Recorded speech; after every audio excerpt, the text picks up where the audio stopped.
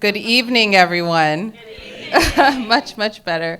I am Angela Thorpe Mason. I have the great fortune of serving as the chief steward of Pauli Murray's childhood home and the executive director of the Pauli Murray Center for History and Social Justice. And I'm really grateful that you all are here, and just welcome to what will certainly be a fruitful and lively conversation, and hopefully a grounding conversation.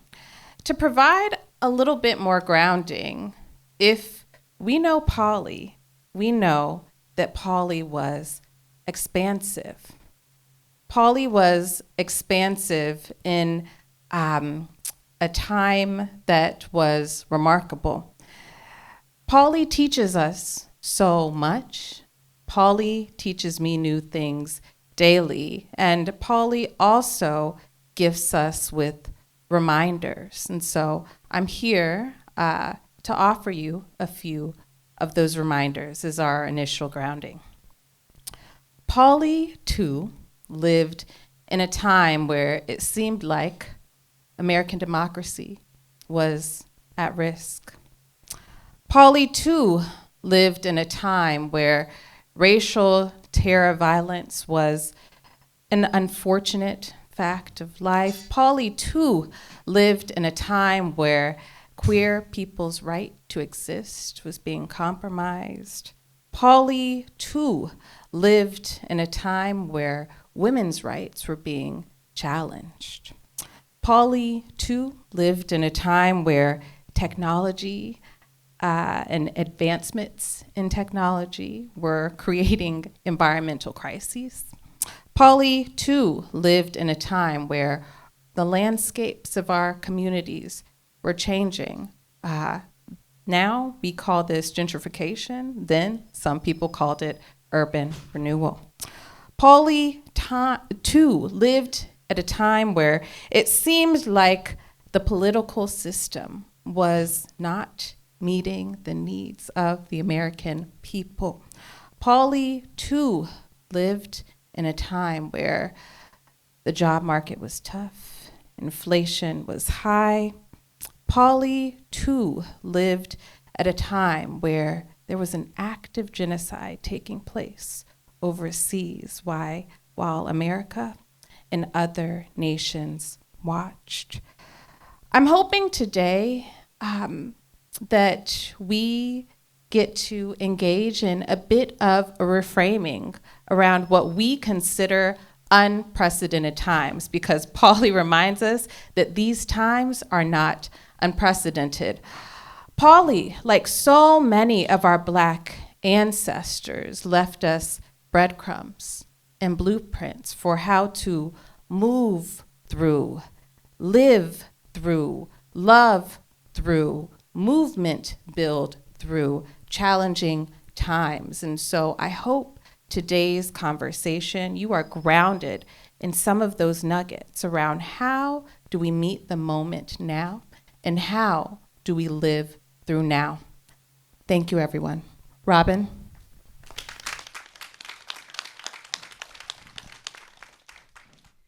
Thank you, Angela. Angela always brings the heat.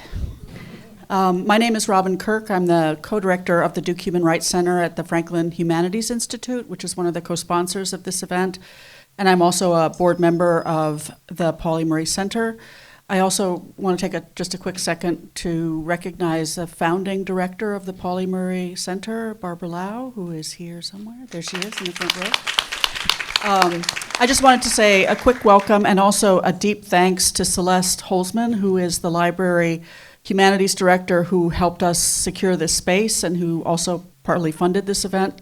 She's actually playing security guard, I think, outside right now. So she's been a great support and help and very enthusiastic about having you all here. Finally, in Pauli's spirit, if you haven't registered to vote in North Carolina, I have forms. We have just a couple more weeks. So in Pauli's spirit of not only thinking, but also doing and acting, just come up to me after the event and I'd be happy to register you to vote. So I'm going to turn it over to our actual host, Antonia, to take us away.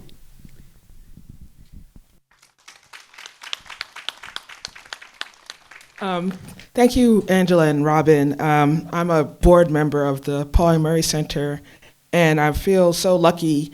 I don't join many things, but I'm glad that I joined this board. We're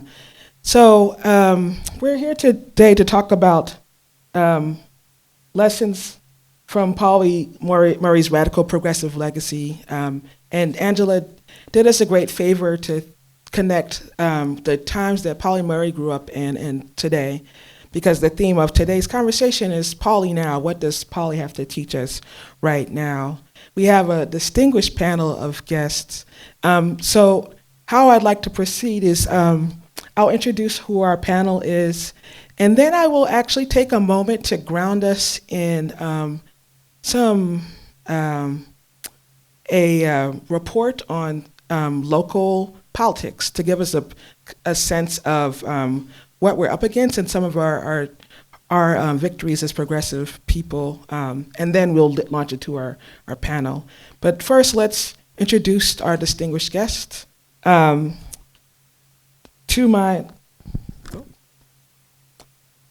turn off your phones, y'all. And also there's some masks floating around if people wanted to mask, given the COVID surge, there are masks floating around. If you need one, just ask for one. Okay, to my left, we have Erika W. Wilson, Professor of Law, Wade Edwards Distinguished Scholar, and Director of the Critical Race Lawyering Civil Rights Clinic at UNC Chapel Hill.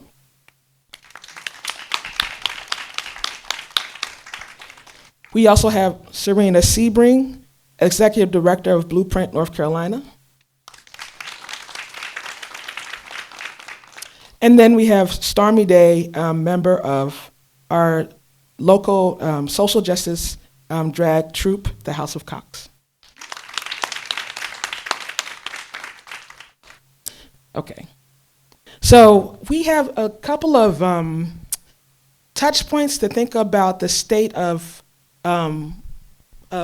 local and state politics today that I wanted to ground us in before we kind of dig into discussion with our panelists. And these are courtesy of Keisha Mallett, who is the staff attorney for the North Carolina Justice Center. So if you want more information about the particular bills that I might reference and the struggles that I might mention, you can check out the North Carolina Justice Center's website. So Keisha was taking the temperature of the political landscape today in the state and locally. And she wanted to start off with some of the good news about organizing locally. And she was heartened by some of the solidarity efforts across different struggles around unionization, fair wages, funding of childcare, support for Palestine in the midst of genocide. In Durham in particular, in 2024, community-led movement allowed us to block the renewal of the contract with ShotSpotter. Are folks aware of ShotSpotter? ShotSpotter is a technology meant to detect the presence of bullets after they've already been shot. And they've been promoted as a technology to reduce crime, but research has shown it only increases policing in Black and brown communities. A council member in Durham City Council has been the sole voice consistently promoting ShotSpotter, and the council finally voted to not renew the contract, so that is a victory. We also, people organized to increase wages for city workers, and to organize in a really powerful moment of solidarity to pass a ceasefire resolution regarding Palestine. So all of those are recent victories in Durham, and I think deserves a hand.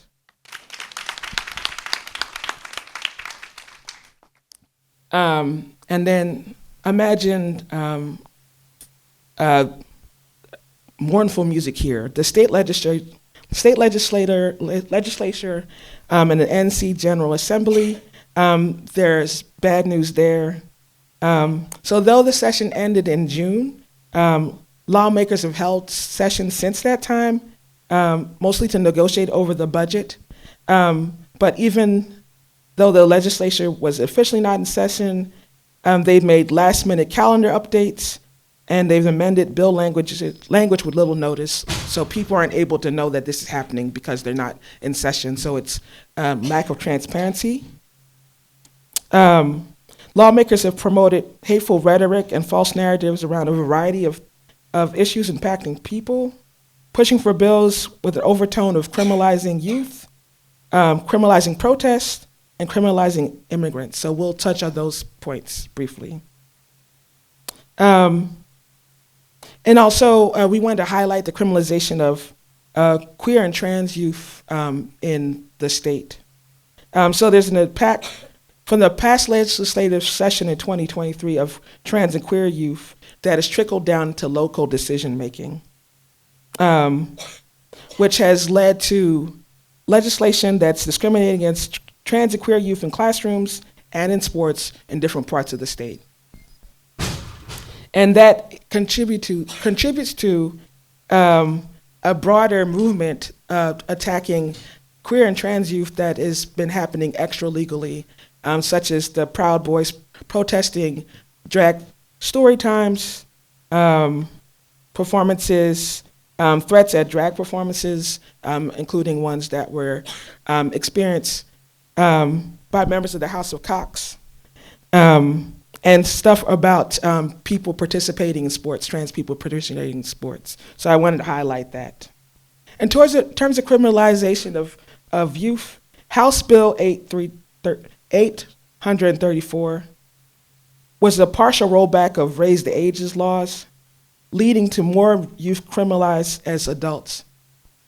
And this bill was passed over the governor's veto. So in a time when other states are trying to give youth a chance to go on with their life without criminalizing them, North Carolina is actually going back and raising the ages. In terms of criminalization of protests, House Bill 237 was an anti-masking law. I don't know if people heard about that. That was supposed to be about rolling back laws about masking that had to do with COVID, but it was in actuality a way to criminalize protesters. There was pushback against that law, and the bill ultimately passed with restrictions on masking from non-health related reasons and allowing law enforcement to request the removal of masks for certain reasons. So the law did pass, but there was a carve-out for health reasons. And the bill against anti-Semitism was also attacking protests for Palestine, with the state attempting to define anti-Semitism in such a broad way that any kind of protest against Zionism was called anti-Semitism. We also should think about immigration, so the criminalization of immigration. House Bill 10 was a bill that would require sheriff's cooperation with ICE, and that can still be considered within the current legislative session. Keisha just texted me to say that that bill is up for the consideration September 11th at 11 a.m. So the ICE cooperation bill, House Bill 10, that's going to be up this September 11th at 11 a.m. So if people want to get involved in that, that's where you can get involved in that. And then in the courts, this past year, the North Carolina Supreme Court overturned or tried to overturn some of its own decisions. And Erika, you can probably speak to this sort of thing, because it was following suit from what the Supreme Court of our land is doing. So they overturned voting rights for people with prior felony convictions. They're trying to overturn the Leandro decision on fully funding public education in North Carolina and the mandate to meet the constitutional right to public education. And the goal is to increase the power of the legislators and the courts and to decrease the governor's power, because we know the legislature is overwhelmingly Republican and the governor is Democratic. So I wanted to set that tone for our discussion so we have some sense of what we're up against today. Okay.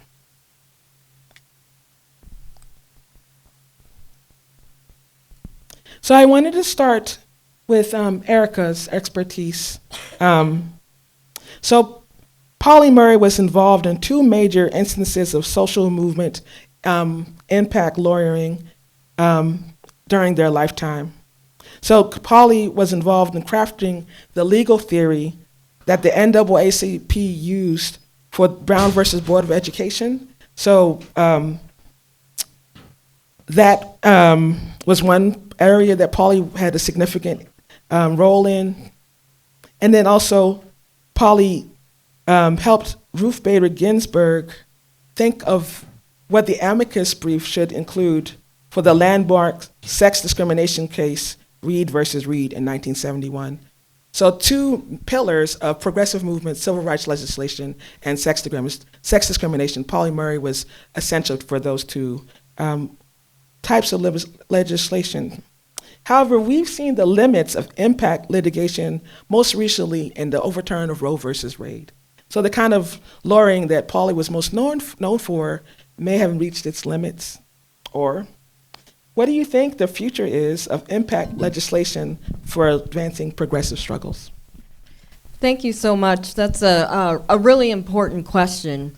I guess I'll start by saying that law and social movements go hand in hand, whether we like it or not. And so impact litigation generally is important because typically litigation involves a handful of parties, but impact cases like Brown versus Board of Education, for example, set policy and impact society as a whole.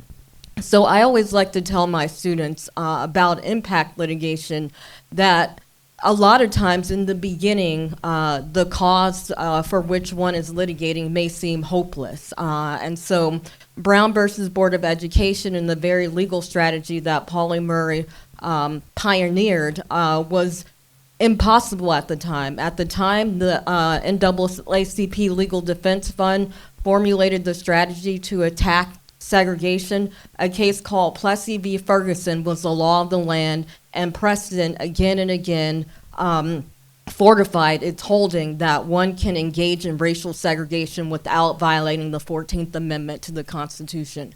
So by the time the lawyers litigated Brown, they were up against a brick wall and widely expected to lose, but they did not, in part because Pauli Murray came up with this wonderful strategy to continue to show that separate can never be equal. And so I say all that to say that these times seem daunting. It seems that we are up against a lot of negative precedent. But I want to also say, even though a case like Roe v. Wade was overturned, we don't think about it this way, but it was overturned through a concerted effort at impact litigation for regressive conservative causes. So the case Dobbs that overturned Roe versus Wade didn't happen overnight. Immediately after Roe versus Wade was decided, there were a series of cases that slowly chipped away at what the Supreme Court said in Roe, which was under the 14th Amendment substantive due process clause. There's basically a right to abortion care. There were subsequent cases like Planned Parenthood versus Casey that limited it, and Dobbs just wiped it out completely. I'll put it that way for lack of a better term. So conservative regressive forces are using impact litigation. So even if you think about the affirmative action case, Students for Fair Admissions, that also didn't crop up overnight. There were a series of cases that swung and missed, and finally they got it. So when we think about the future of impact litigation for progressive causes, I suggest that we cannot cede ground to conservative regressive forces, that we have to continue to be creative in our advocacy. I like to tell people part of my job is writing law review articles. I literally write for the dissents right now, the dissenting opinions, with the idea that one day forces will change with the political will of the people, and those dissents will become majority opinions. So we absolutely cannot cede impact litigation or the courts to conservative regressive forces. We have to be strategic and thoughtful about how we continue to engage in impact litigation.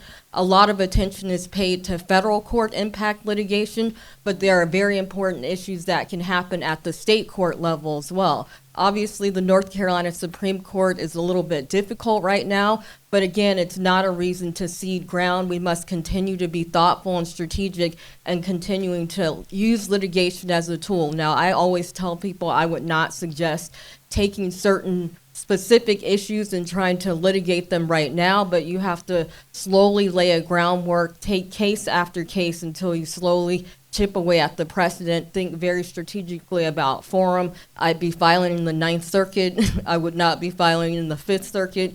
Those sorts of things that can hopefully reinvigorate impact litigation for us. And the last thing I'll say about it is the conservative regressive forces that gave us Dobbs and Students for Fair Admission, they worked at that. This did not happen overnight. And so for those of us who are champions of progressive human rights causes, we have to do the same thing. We have to use our intellectual firepower to really think about how are we going to chip away at this slowly but surely.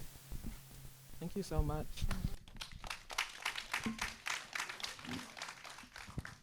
And one of the things that you said that I think I hadn't thought of it this way is that impact litigation is a wing of social movement. And I wanted to pose the next question to you, Serena. Pauli was involved in most of the major progressive movement struggles of the 20th century. And I want to single out here movement about labor, because I don't think that gets enough attention, but Pauli's first organizing direct action had to do with labor. Why is it important to work across multiple struggles, and are there any examples from your recent work to illustrate? Thanks, Antonia. Good evening, folks. Hi. If we haven't met yet, my name is Serena. I use she and her pronouns. I'm honored to serve as executive director of Blueprint North Carolina, but I'm here in my personal capacity as a fan and really as a part of this legacy of Pauli Murray here in Durham.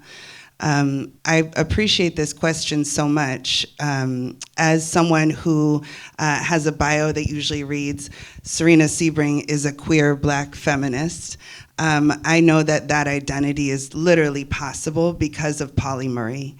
I know that when I came to Durham, where I learned to love and where I learned to fight, that I was walking in a legacy from Pauli Murray, who also credits Durham as the place where they learned to love and to fight.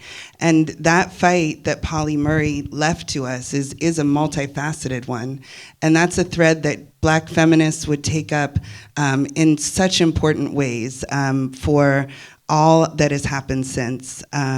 Specifically, folks look back to her coining of the phrase of Jane Crow as a way of naming the multiple impacts of racism and sexism, gender discrimination on Black women here in the South, which she experienced in Durham. And that precedent would later, that idea, that framework would later be picked up by Kimberly Crenshaw, who would call this intersectionality, by an organization which became my political home song, or Southerners on New Ground, which would again pick up this theme of intersectionality, that no one is free until we're all free.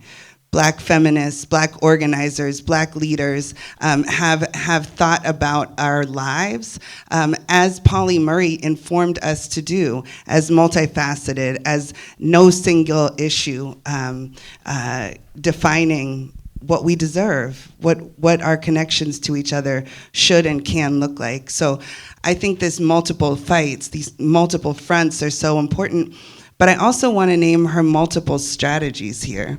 I also think that her nimbleness, everything from a strongly worded letter to a brilliant legal framework that would inform the rest of history, to just not getting up and giving up your seat in a bus, to all of the ways, to poetry, to faith, that we know that she was a single person movement that I think is an example, not just in the issues, but also in the strategies.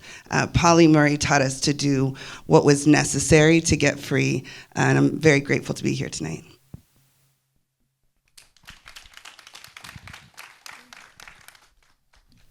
Thank you, Serena. That makes me think of the different strategies that Pauli used, makes me think of Stormie Daie's work as a drag performer. And Pauli said, one person plus one typewriter constitutes a movement. Stormie, how do you see drag performance as part of social justice movement work? Hi, everybody. How you doing? There we go. That's what you were looking for earlier. You're right. No, thank you so much for having me, Antonia. And also, can I get some more applause for the rest of the panel? Because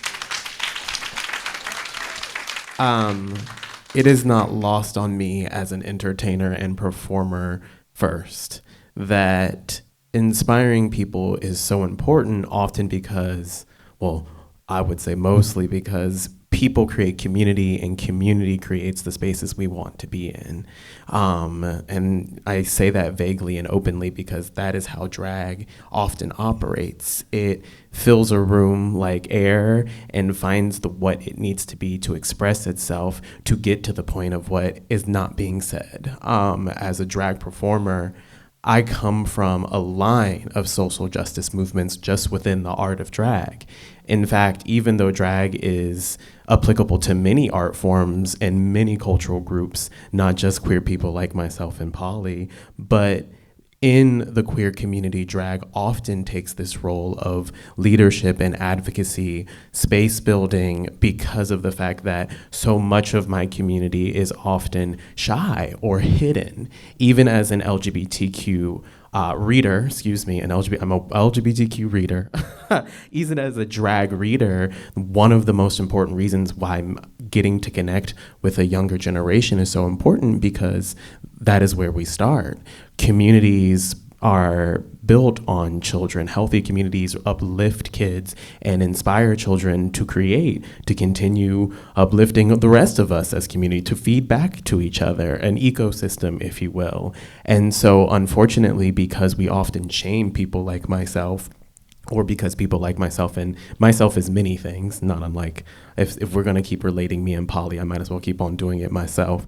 Intersectionality is something that's a part of the art form of drag, whether it is that you're a singer, dancer, makeup artist, fashion designer, the intersectionality of who I am as a Black, queer, non-binary person from the South, specifically born and raised in North Carolina. And that's the first lie I tell everybody. The second is my face. That was a joke. But that is to say, the hiding often starts when the realization of self becomes, and a lot of Pauli work talks about the realization of self, both as an individual, but also in the midst of a whole, in the midst of a family group, specifically as a child. So much of Pauli work starts in the beginnings of their thinking, and children start thinking early. And when you're like me, you start figuring out ways to hide early. And then when you don't get to express yourself in voice or color or imagination, the things that we often prevent children from accessing, because those tools, those create creativity. And as Professor Wilson said, creativity is what we need to think around these hard places. You said we had to chip away at it, and that's what water does. Water chips away at stone, and water needs the ability to move, to rain, to dry up, to come back again. And by being a reader, being a drag performer, I go into spaces where children are often not allowed to really think fully for themselves, and they may not even be queer. And also, it's not lost on me that I read books that are banned and they talk about crayons. And we live in a world where 6.8% of children's media has Black images in it. We are still fighting fights that Pauli struggled with when it comes to identity. And as a drag queen, I can pick up a lot of these things because living in this world, I already have to pick up and do a lot of these things to survive. Thank you so much, Stormie.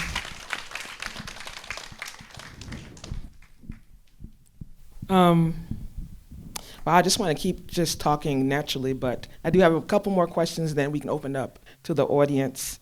I'm an assistant professor of American Studies at UNC Chapel Hill. You might have seen us in the news recently for bad things. And and Erika's there too. And I wanted to have Erika think out loud with us about the CRT part of her work, critical race theory. So what is critical race theory, and how do attacks on it fit within the broader repressive politics of the day?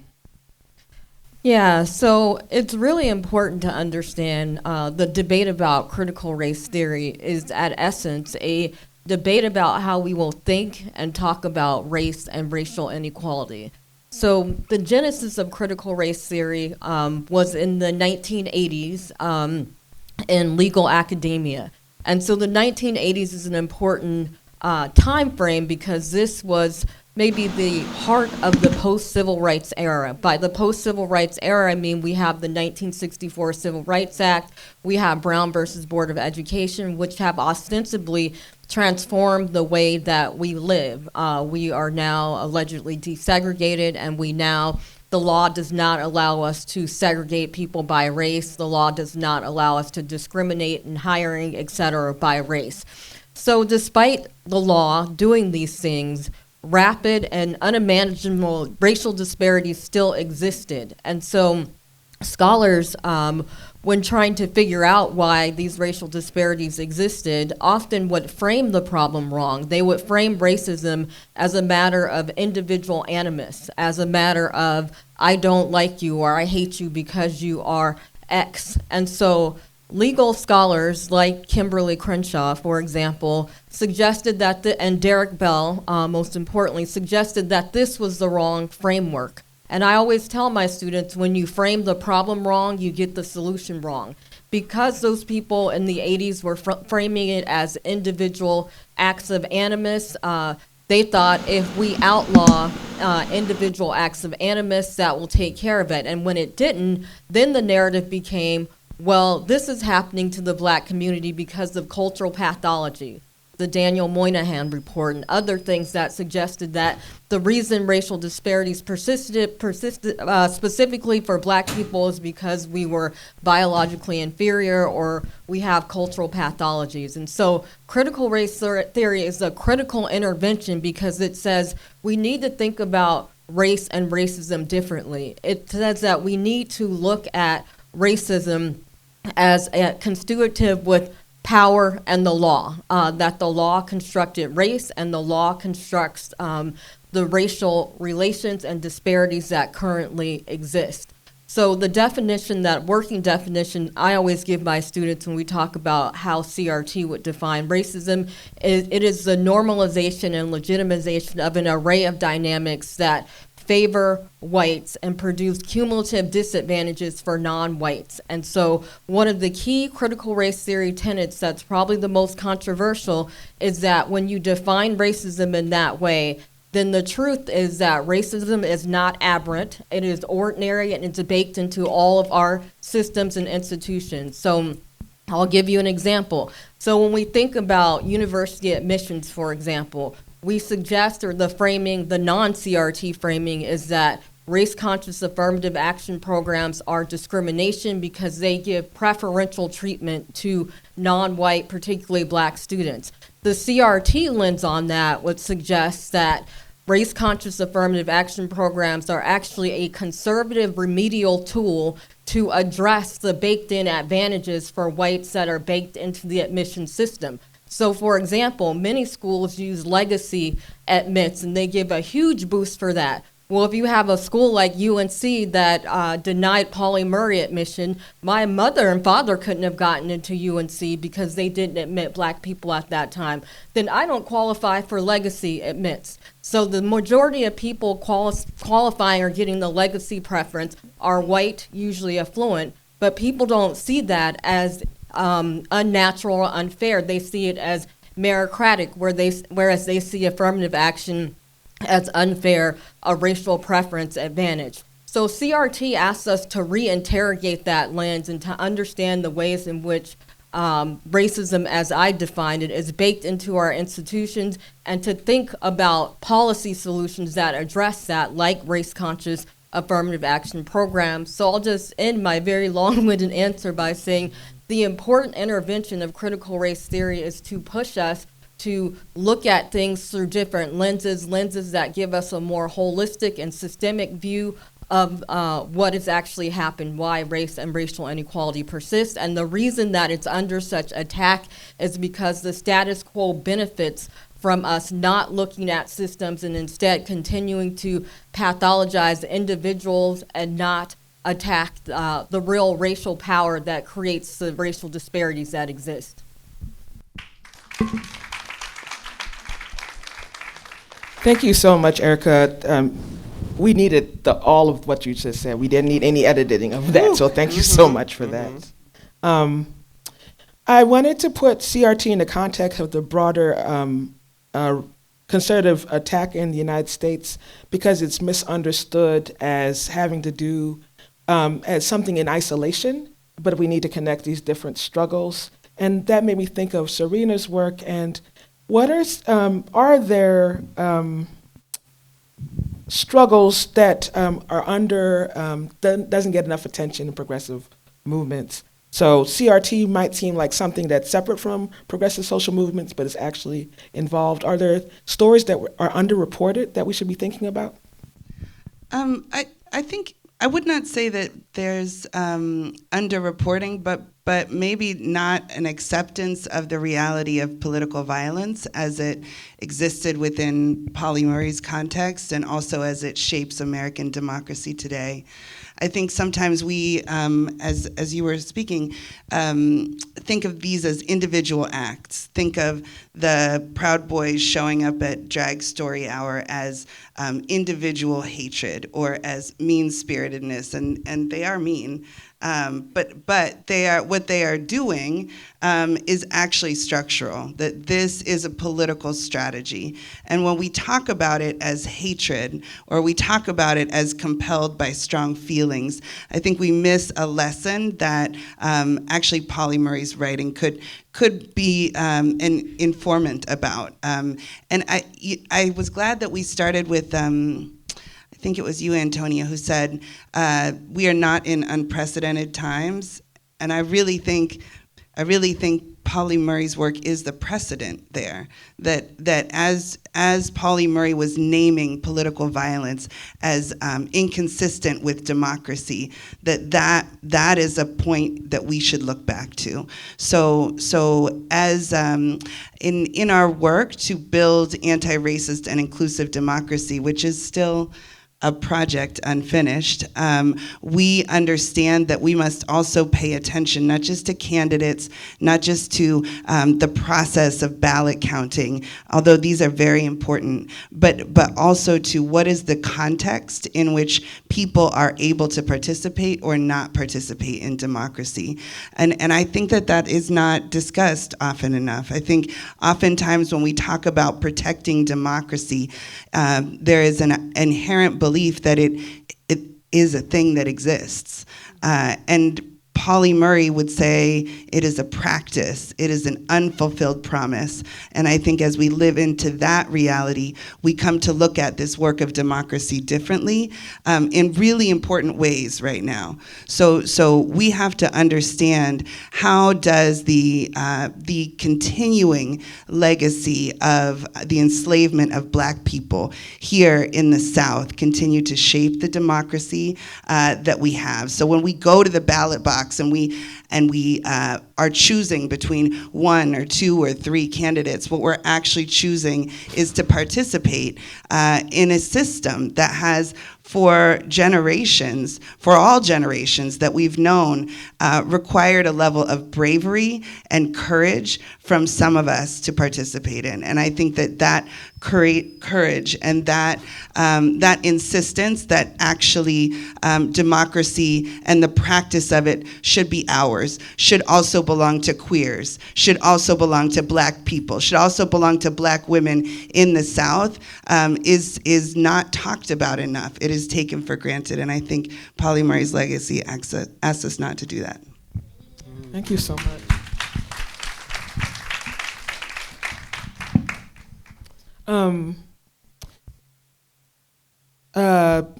Serena was talking about political violence as something that we see but don't think of as something that's systematic and systematically disenfranchising people, to see the impact of it.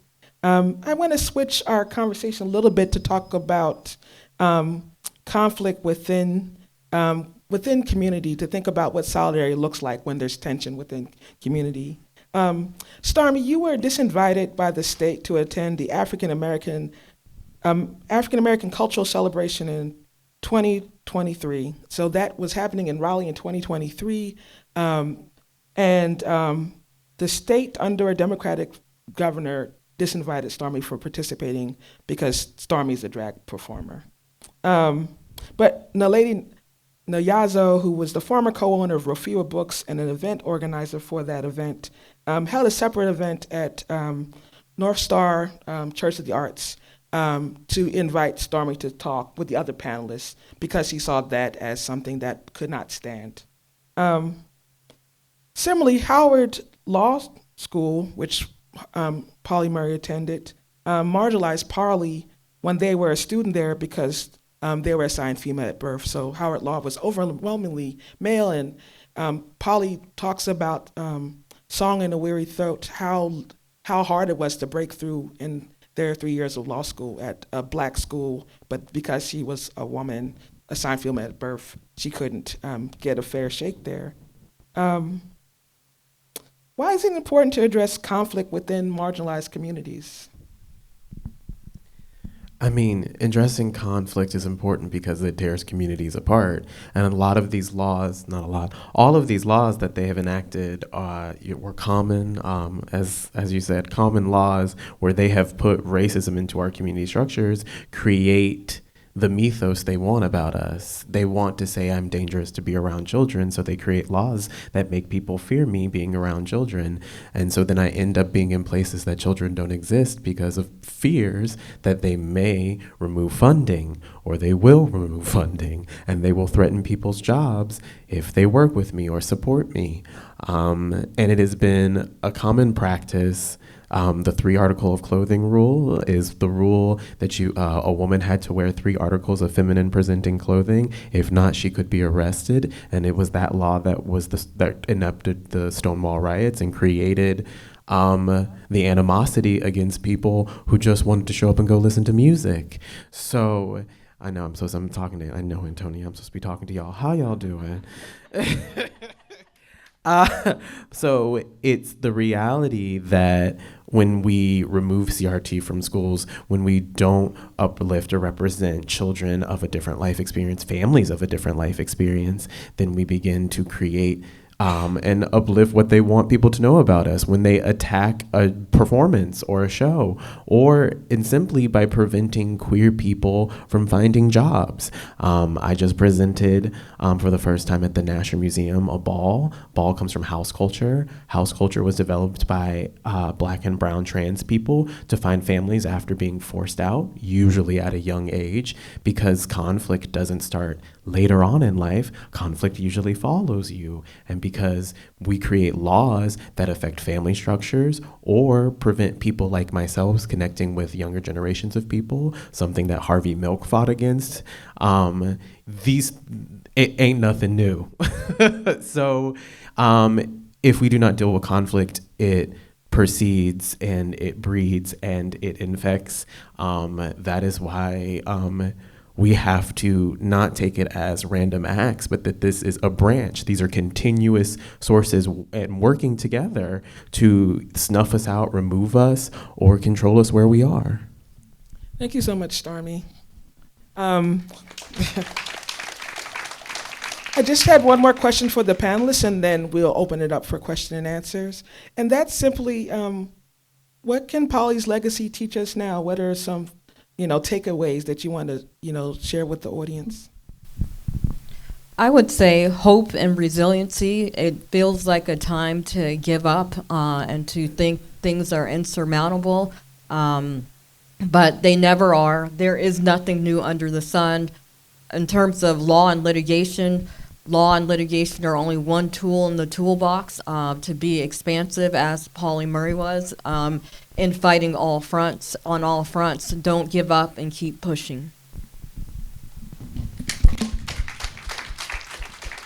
I would I would just agree. I think that her hope and faith in democracy was one of the most radical aspects of Pauli Murray's legacy. And it speaks so much to us right now, 59 days out from an election where we say democracy is once again on the ballot in a state where we see, a one-party rule, where we see the specter of minority rule held in place by violence.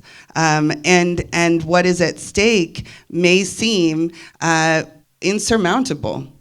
We haven't mounted it yet. Like, we haven't gotten there. We are a long ways from the promise of a democracy that actually is a manifestation of the will of all for the good of all. And so I think that when I looked back, as I was getting ready to come and talk tonight, I was really just struck again by the hopefulness. And we also are in a political moment when hope is people are looking at it a little bit like skeptically, like, can we hope? But should we hope? Yes, we have to hope if we are to complete this process, if we are to actually create the changes that Pauli Murray foreshadowed, then we have to too believe that it is possible for us to change the legacy, because one of the things she said that I'm really struck by is that the test of American democracy has always been the conditions of Black life in the South. And that remains true.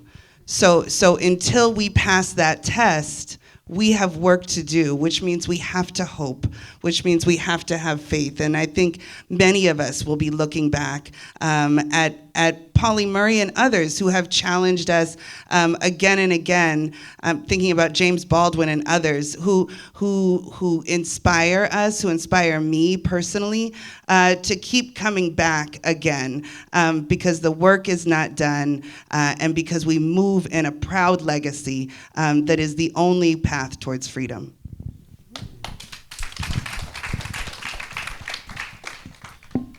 Oh, gotta follow that up. Oh, I'm so glad I wore this dress. Pauli proves to me that you never understand the true impact of individual and community. Even now, we speak of their life reflected in the literal annals and the ways that we walk this world. And because of that, all of our communities expanded this evening through Pauli.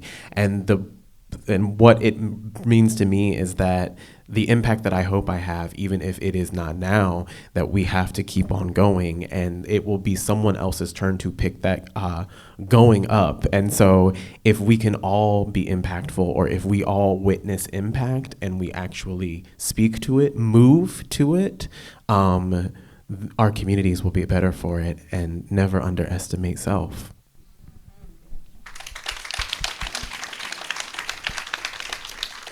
This has been such a powerful panel, and I want to thank the panelists for your comments tonight. Thank you all.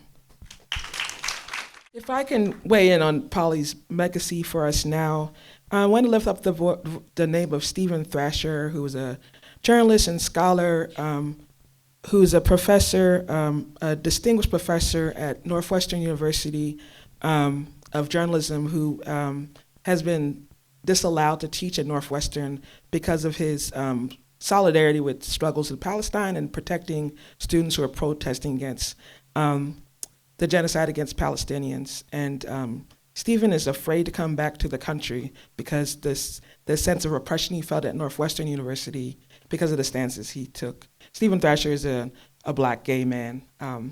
And I want to think about Pauli. What I take from Pauli's legacy is taking bold action. Pauli Murray wrote a letter to Eleanor Roosevelt talking about UNC would not let them into the university because Eleanor Roosevelt was somebody who said about democratic values. And so Pauli wrote a letter to Eleanor Roosevelt, which is an unlikely thing to happen, but they forged a bond that lasted throughout their lifetime. So Pauli Murray had the ear of Eleanor Roosevelt to affect policy just because they took a bold step. And I want to honor the people who will live in their principles at great professional and personal risk because the times require it. And that's the legacy I take from Pauli Murray. Thank you for such great remarks. I wanted to ask Erika a question. You talked about movement lawyering and lawyering in collaboration with progressive movements, but then you also mentioned venue shopping. So you would take something to the Ninth and not to the Fifth Circuit. So I just wanted to ask what you see in the next 10, 15 years, because the courts are splitting and some are known to have more receptive and progressive judges and some more conservative. So how does that reality fit into movement lawyering going forward? From a legal strategy perspective, it's a challenging one because I said you could venue shop and think about, I'm going to try and challenge this in the Ninth and not the Fifth Circuit, but the Supreme Court is still the ultimate law of the land, and so you could inadvertently find yourself before a regnant Supreme Court that does more harm than good. One, I would say, a venue shopping strategy that is not comprehensive, but that is important, is to not neglect state courts and state court litigation. Obviously, North Carolina is in a precarious place with the North Carolina Supreme Court. The attempts to overturn the recent decision in Leandro regarding school funding, it's not great, I will say that. But there are other places where things are better at a state court level. The truth is, most of the most important decisions that impact us on a day-to-day basis happen locally. So it's also important not to cede control of not just state Supreme Courts, but local courts as well, our district courts, circuit courts, et cetera, and to really push creative litigation strategies in those venues as well. I would say especially in North Carolina, where we have I'm on thin ice at my job anyway, a compromised North Carolina Supreme Court. It requires some creativity and ingenuity, thinking about locally where you can make a difference. The last thing I'll say about that is that it's really important in terms of the movement lawyering piece that I always tell my students there's a difference between community lawyering and civil rights lawyering, that we lean heavy on the community lawyering and let the community dictate what direction we go in terms of legal strategies, instead of fashioning a legal strategy and looking for a community that fits that. That's my biggest, I guess, piece of advice I would offer. This question, thank you so much for this panel. I'm hearing like an echo. This is like awkward. Okay. My question is for Professor Wilson. I was really taken or really struck by your definition of affirmative action as a conservative remedial intervention into entrenched white preferential treatment in institutions across our society. And it made me think about my mixed feelings about the rollbacks around DEI, right? Understanding that, and just for context, I'm also a professor at UNC and a lawyer, and had some training and was fortunate enough to learn about CRT in law school. And my understanding from that time in my life was that the DEI policies that prevailed before these rollbacks were really diluted and significantly watered down policies to what was originally envisioned as affirmative action, which, as you said, was already conservative. So I'm really curious about how you might envision, from your background and experience, what actually a more liberatory, progressive strategy around affirmative action, or more liberatory strategies around education, employment, and those sort of things beyond affirmative action policies. Thank you. It is a fair critique of the DEI programs in particular that no matter how well-intentioned, there's a critique that they were surface level, and I always like to say representation will never be liberation. So a lot of what DEI did was to put faces of color in institutions without changing those institutional structures. And so that is always the danger of a surface level attempt at trying to achieve racial diversity, which is good in and of itself, but it can't be the ultimate end goal. And so some of the critique, I think, of some DEI and the diversity rationale from the Bakke decision that shaped the affirmative action policies that were in vogue before this recent decision have left us in the precarious position of having Black and brown and faces of color leading or pushing pregnant policies that harm the masses of people of color. So you asked, what would a more liberatory framework look like? A more libertary framework would look like moving beyond representation, really thinking about restructuring institutions. So I'll give you an example. So in the law school, for example, the admissions policy heavily relies on the LSAT, even though we know that you need to get like over 160, I think, to get into a top school. We know only like 10% of Black students will get over 160 for many structural reasons, but these institutions continue to preface the LSAT as the end-all and be-all, even though it's not. And so a liberatory framework would jettison these kinds of embedded structural things that keep the masses of people out and that create a hostile environment for them, frankly. I don't have a great answer in terms of how you extrapolate that universally, other than to say I would just issue my caution that representation is never liberation, and we have to go beyond just representation and really dig deep into imagining, restructuring these institutions.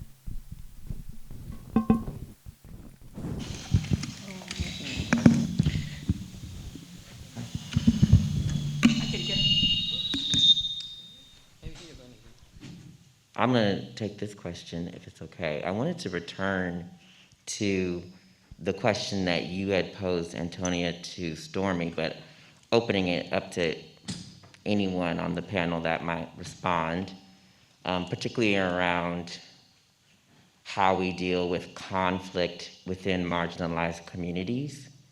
I'm mindful that Pauli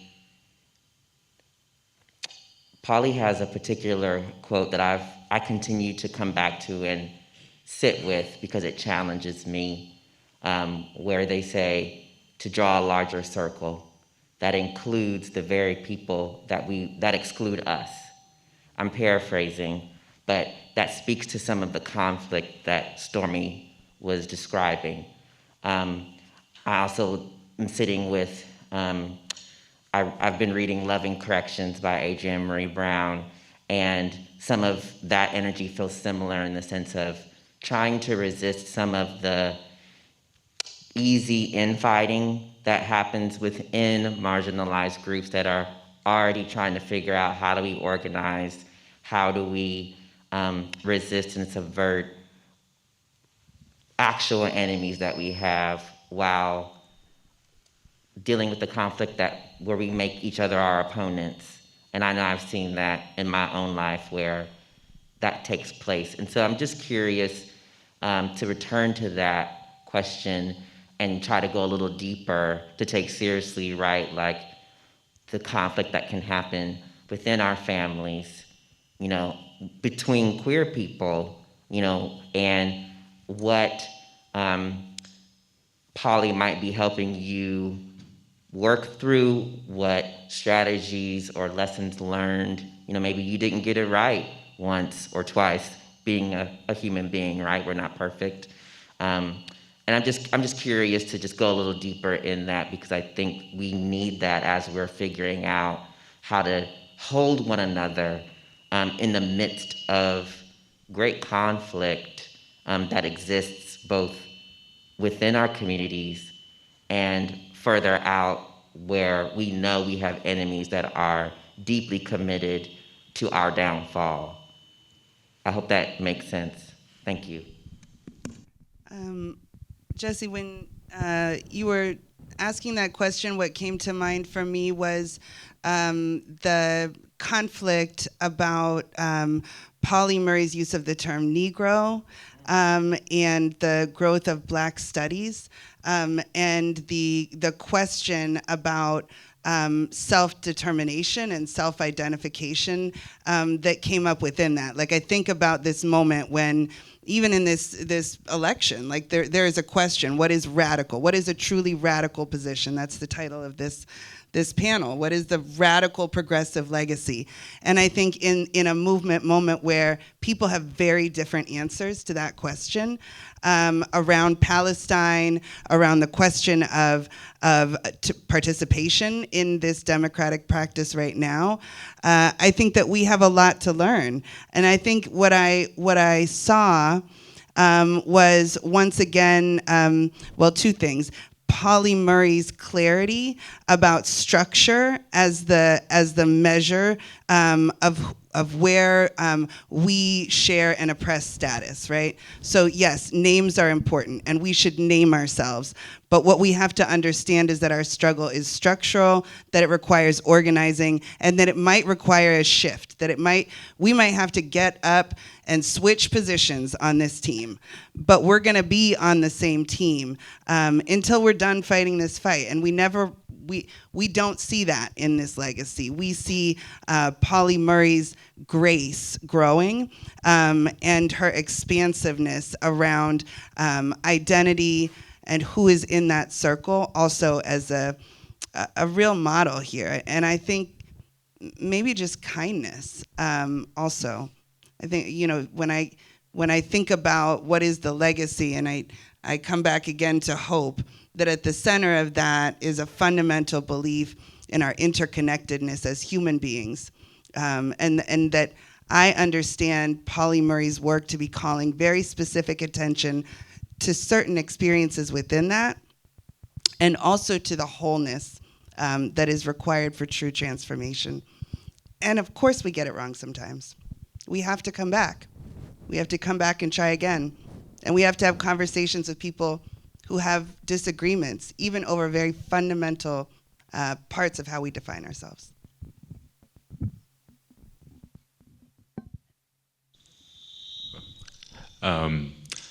Serena, I think this question is mostly for, the feedback is really, it's kind of disconcerting. I think this question is mostly for you and a little bit for Stormie as well. I would be curious to hear you reflect. I'm gonna mix your official role with your personal capacity a little bit. Under your leadership at Blueprint, you have spent a lot of time in the places that are not Durham and Raleigh and Charlotte. You have been in Halifax County or Columbus County, et cetera. And it's not lost that the systemic political violence you were describing, those examples are the Moore counties, the Columbus counties, all around the state. And sorry, I'd be curious to hear perhaps if both of you reflect on what that increased time spent in rural places that are often either valorized as what is true and real, and that is often coded as white, or meant to reflect white rural people. And I think you've spent a lot of time in deep community with folks who are in those counties that look a lot different than Durham. So this isn't a great question, but I'd be curious to hear how you reflect on that, how that's changed your thinking or informed what you're saying here over the last 4 years of your experience. Thanks, Gino, and hi. It's good to see you. I do love this question. I think it also ties in some to what I was just saying about the expansiveness of a Black Southern experience, and so just to bring in some of the context here about why rural counties are important as we think about democracy. I would go to a couple of stories. The first would be an evening, maybe 2.5 years ago in New Hanover County, where I was at a school board meeting. And in this school board meeting, the question at stake was, should young trans kids, here we're talking middle school, be able to participate in sports? And so we're talking about issues of identity. These issues sometimes are very loaded with economics too, like if we're talking about high school or professional sports, but really this was junior high. And so that context brought out a room full to standing only at the New Hanover County School Board. Those that did not was a line of Proud Boys who came in full regalia in masks that were not covered by any anti-masking statute at that point, and stood at the back of the room, 20 deep, and stood in opposition to the school board's protocol that everybody would sit. So right away, we have this clear question of who is in charge in the room. You know, is it the school board president? Is it the sheriffs who are standing to the side? Or is it the Proud Boys who took full opportunity to intimidate that room? And by that room, I mean school teachers, I mean parents, I mean 13-year-old kids who came up and said, I'm a human being and I want to play sports. And these grown men were standing at the back of the room heckling.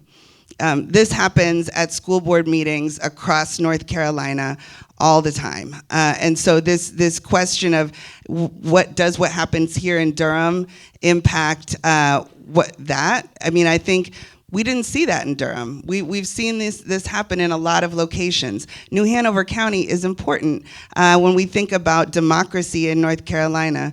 Home of Wilmington, home of the 1898 massacre of Black people, the only successful coup in American history, also in this same place, also carried out by a group of red-shirted militia who overthrew a democratic process and changed the course of history. And so I think the kind of bullying, the kind of strategy of racial intimidation then now is playing out across our state in very different ways.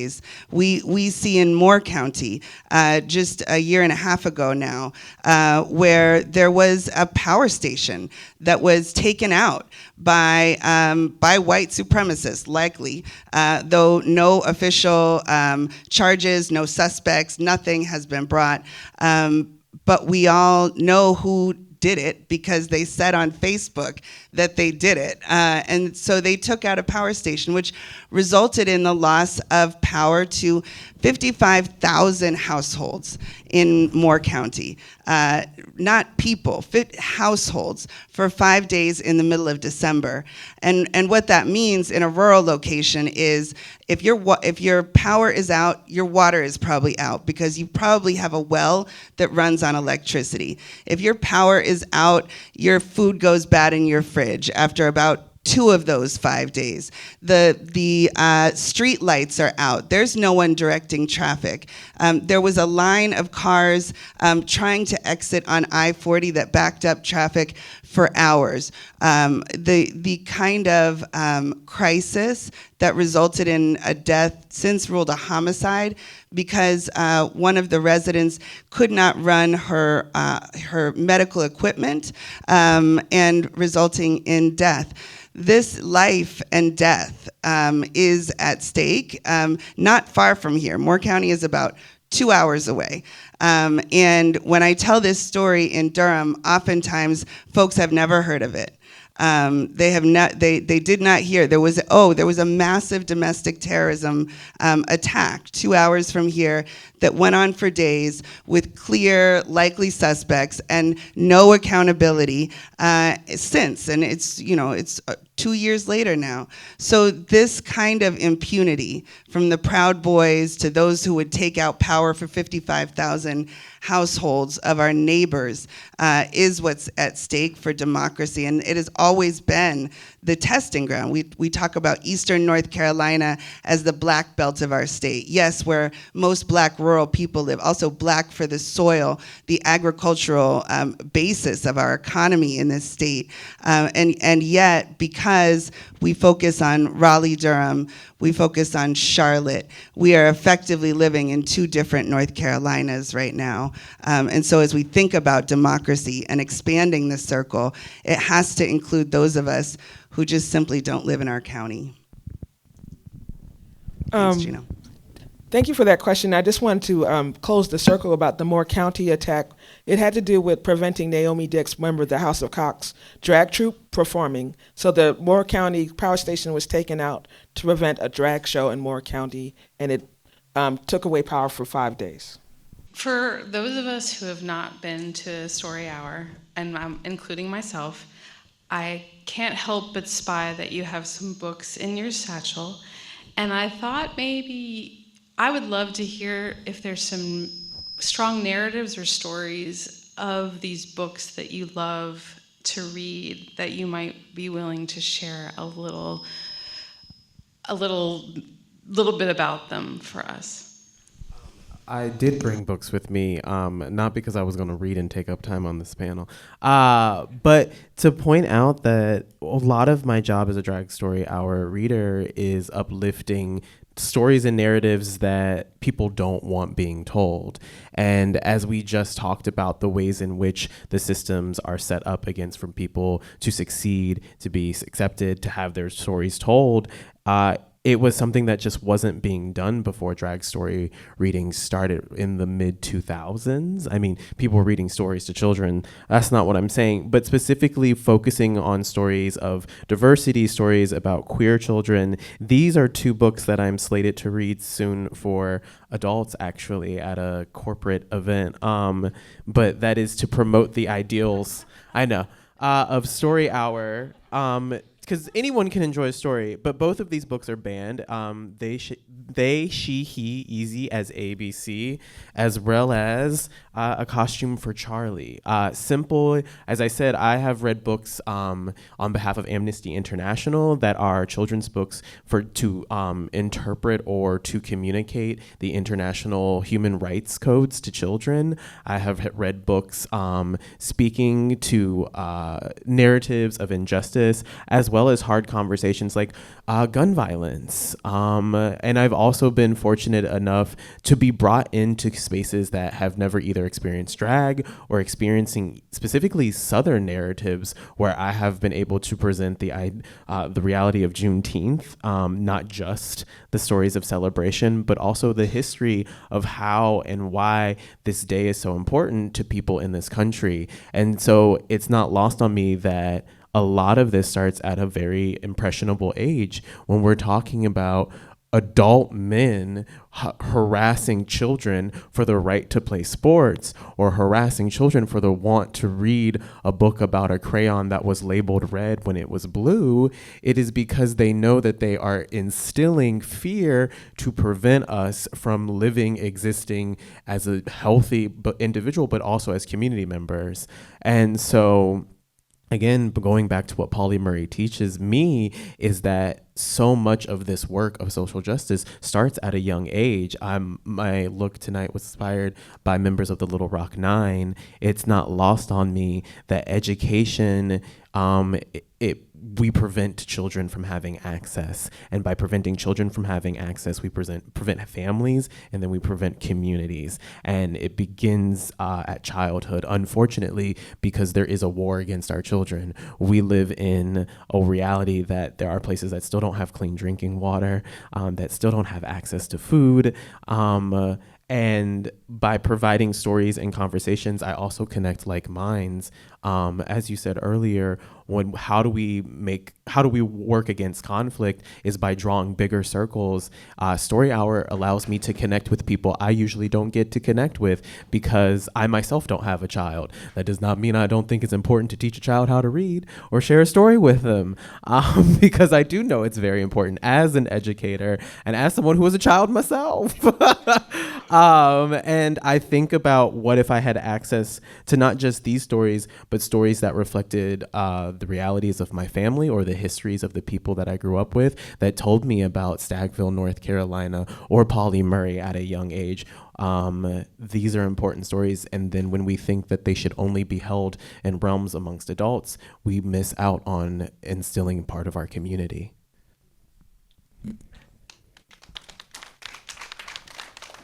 Fear definitely cuts off hope. In this work, I have been cut off many times, and they use fear and violence to do so. They threaten in many forms.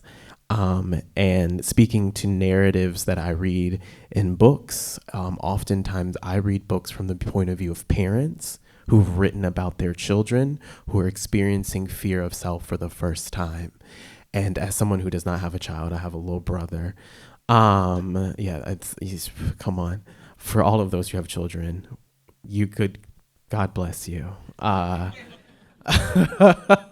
Especially if they're anywhere after the age of 3. But that is to say that fear is like living in bad air. It chokes you. And now that we are studying cells and genes across generations, we understand the effects of fear on our bodies and the effects of fear on our health. And then we're already talking about the realities that fear, hate, institutionalized racism, these things are connected to each other. They are tools used to construct the society that we have been living in. And it is the work of people like myself to hopefully attack fear on many levels, whether it be in the literal framework of our constitutions, whether it be in the communities that are currently still disconnected because of fear. I read in Sanford for the first time, and it was 16 people, less than what is even here, wanting to gather to read, that stirred up a movement of Proud Boys twice, just to prevent people from reading stories about a vampire that likes pink. And we laugh, but then we think of a time period, like we said, if we think about when Pauli was growing up, and I keep on saying Pauli like I'm on a first name basis, when the late Reverend Pauli Esquire Murray, doctor, talks about growing up in a time period where they saw themselves often on two sides of a fence, whether it be the physical home that they lived in the bottoms of Durham, North Carolina, or whether it was the family makeup that they grew up in, or whether it was their queer, their gender as a woman, as a femme, as a they, them, as a non-binary person. So they understood that fear divides, and by dividing, we dissect, we remove, and slowly we cut and choke ourselves off from a whole, whether that whole be self, or that whole be community, or that whole be access to resources, and then death. And that's what we fight at many levels, hopefully, unfortunately, every day. I can speak also to this. I think that for me it's two things. One, I made a commitment to my oldest child when she was born, somewhat ambitious, that I would bend the whole world towards her freedom. And I'm just still trying to do that. And that means being afraid and doing things anyway. I also think about something that Pauli Murray wrote in Dark Testament. She writes, "I have been enslaved, yet my spirit is unbound. I have been cast aside, but I sparkle in the darkness." And I think about our people as sparkling in darkness, and I want to meet them there. I want to meet us there. It is also that beauty that I think makes fear less important. Before I close out, I do want to call out, if you want to know more about Pauli's relationship with Eleanor Roosevelt, Patricia Bell Scott wrote a book called The Firebrand and the First Lady. The Firebrand and the First Lady is a good reference for that relationship. Thank you all for coming. You could be anywhere on Friday, and you're here today with us, and I appreciate y'all.